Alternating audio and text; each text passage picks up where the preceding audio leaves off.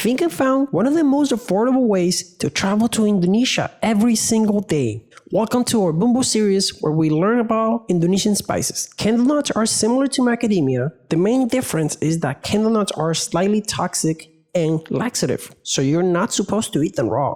Let me know in the comments what dishes would you use candlenut on. We took Indonesian candlenuts and created a blend of amazing flavors. This is Bumbu Putih or white seasoning blend.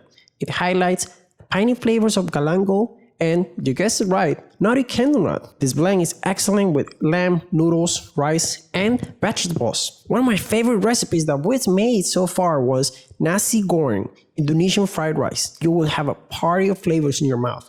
Click the link up here to watch our nasi goreng recipe video.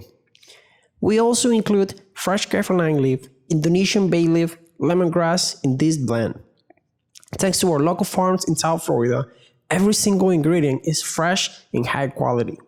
We always strive to deliver tasty and healthy flavors for breakfast, lunch, or dinner in every single bottle.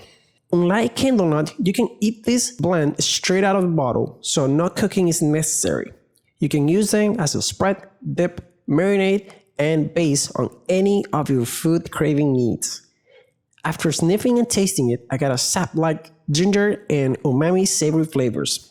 Indonesian flavors are highly tasty and underrepresented in the United States. So subscribe to help us spread the word out.